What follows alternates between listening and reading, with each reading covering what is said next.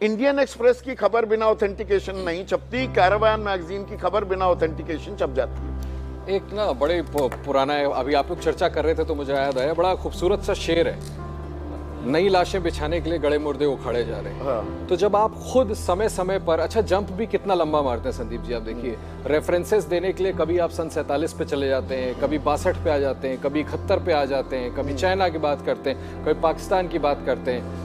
तो भाई जब आप खुद ये सब कर रहे हैं तो लीडर ऑफ और अभी प्रोफेसर महेश वर्मा ने कानूनी गलत कोट कर दिया कि आप लिख ही नहीं सकते। नहीं, और मैंने सुना उन्होंने, तो मैंने नोट किया, उन्होंने कहा कि एलओपी से अपेक्षा नहीं कर सकते। हाँ। तो भाई माफ कीजिएगा, देश के प्रधानमंत्री, देश के गृह मंत्री, बाकी तमाम जो ऑनरेबल मेंबर ऑफ पार्लियामेंट हैं सरकार के पक्ष के, वो जो एक के बाद एक रेफरेंस दे रहे होते हैं, तो अपेक्षा तो उनसे भी नहीं की जानी चाहिए कि आपको बार बार पीछे जाने की जरूरत क्या होती है। ऐसे में मैं कहना ये चाह रहा हूं की किताब है ना, जिसका रेफरेंस आप जिक्र कर रहे थे, वीके सिंह बने ना बीजेपी की तरफ से मंत्री, बिल्कुल उन्हीं के ऊपर खबर थी कि सेना कब्जा करना चाह रही थी, मनमोहन की सरकार पर का तख्ता पलट करने वाली थी। और सुनिए, हम तो ऐसे डे एंड एज में हैं संदीप जी, जहां पर एक के बाद एक ऐसी फिल्में आ रही हैं। आप देखिए फेमस फिल्म मेकर्स एक के बाद एक फाइल्स पे फाइल्स, फाइल्स पे फाइल्स, फाइल्स पे फाइल्स। हाँ। तो भाई हर चीज का रेफरेंसेस आपकी तरफ से दिया जाएगा। हाँ। तो भाई नेता प्रतिपक्ष को, विपक्ष के सबसे बड़े नेता को जब मौका मिल रहा है और कि नहीं, अगर गलत जानकारी दी जा रही है तो इन लोगों को टांग क्यों नहीं दिया जाता? कैरावान मैगजीन अगर गलत एक्सर्प्ट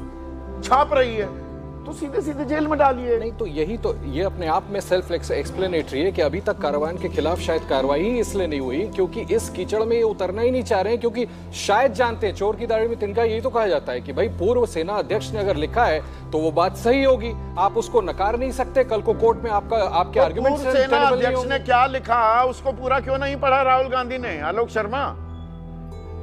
संसद के बाहर आकर भी पत्रकारों की लानत मलानत करते हो, ये आपका शगल हो गया है कि डिफेंडर्स ऑफ द बीजेपी। मैं यहाँ बैठा बीजेपी को डिफेंड कर रहा हूँ।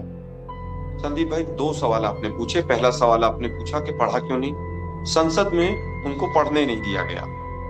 दूसरी चीज है कि क्या है उस बुक के अंदर और कैरावान मैगजीन में क्या है, वो पूरा तो सब कुछ तो सोशल मीडिया पर सब कुछ पड़ा हुआ है, क्या नहीं पड़ा हुआ है? कोई चीज ऐसी है क्या? पवन खेड़ा जी ने तो सारा कुछ ट्वीट किया है, पूरी पार्टी हमारी ट्वीट कर रही है, तो उसका कोई वो नहीं। दूसरा सवाल आपका है कि भाई लानत मनानत मीडिया की हो गई। जब वो बोल रहे हैं कि भाई मेरे सेंटेंस नहीं, जनरल साहब के सेंटेंस हैं, जनरल साहब ने लिखा है, और पत्रकार बार बार में अगर उनको नहीं बोलने दे रहे हैं, वो भी पहचानने लगे कौन पत्रकार कहां से है, किस समूह से है, क्या पोजीशन। हाँ, तो पत्रकारों को भी खेमे में आप भी बांध लीजिए। ये बीजेपी का पत्रकार है, ये हमारा पत्रकार है, ये कांग्रेस का पत्रकार है। संदीप भाई, आज उस चीज का विषय नहीं है, फिर किसी दिन हम उस चीज को डिस्कस कर लेंगे। मेरे पास ये कागज हैं, अगर इसमें आपने सारे सवाल वैलिड उठाए हैं। नरवणे साहब ने कहा कि भाई मैं 2.5 घंटे तक, 2.25 घंटे तक चारों तरफ फोन करता रहा, डिफेंस मिनिस्टर हो, फॉरेन मिनिस्टर हो, अजीत डोभाल जी हो, पीएमओ हो, सब जगह से मैंने कहा, पूछा कि भाई टैंक चाइना के बढ़ रहे हैं मेरी तरफ, मैं क्या करूं? क्योंकि हम लोकतांत्रिक देश में रहते हैं, आर्मी डिसीजन नहीं ले सकती है। तो क्या जवाब मिला उनको? उनको कोई जवाब नहीं मिला। तो इस बात को हम माने कैसे? ये बात सत्यापित कैसे होती है? एक मैगजीन ने कुछ छाप दिया, वो सही थोड़ा होगा। मैं अब पलटकर आपसे कहूं, इंडियन एक्सप्रेस ने कहा सरकार का तख्ता पलट करने वाली है सेना, 2012 में हो गया क्या? तो एक मैगजीन की बात को मैं सच कैसे मानूं? देखिए, मैं पढ़ देता हूं इसको। To each and every one my question was what are my orders. ये सब कुछ पब्लिक डोमेन में है आज। Naravane called Rajnath again asking for clear directions, none came out. ये मैंने भी पढ़ लिया, पर मैं इसे सच कैसे मानूं? यही तो सवाल पूछा जा रहा है। आप सत्यापित जो चीजें हैं, देखिए यहाँ पर जो कानून, जो अनुच्छेद नियम 349, वो क्या कहते हैं? सदस्य सदन के कार्य से संबंधित पुस्तक, समाचार पत्र या पत्र को पढ़ेंगे, संबंध ना होने पर सदन में जिक्र करने की इजाजत नहीं। और 353 नियम क्या है? चर्चा से पहले लोकसभा अध्यक्ष और संबंधित मंत्री को आपको नोटिस भी देना होगा, और सत्यापित चीज ही तो दिखा सकते हैं। नहीं, क्या बीजेपी के सांसद ने नोटिस दिया था कि आज भारतीय रक्षा और सुरक्षा के ऊपर बात करेगा? क्या मोदी जी ने उस दिन नोटिस दिया था जिस दिन आर के लक्ष्मण के ऊपर चर्चा हुई थी, कार्टून के ऊपर? क्या जो आपने बुक जम्मू कश्मीर के ऊपर बात की, फॉरगॉटन क्राइसिस, क्या उसके ऊपर नोटिस दिया गया था? सारे नोटिस और सारे कानून कांग्रेस और विपक्ष के लिए हैं, बाकी किसी के लिए नहीं है। दुर्भाग्य यह है कि 56 इंच का सीना आज एक्सपोज हो गया।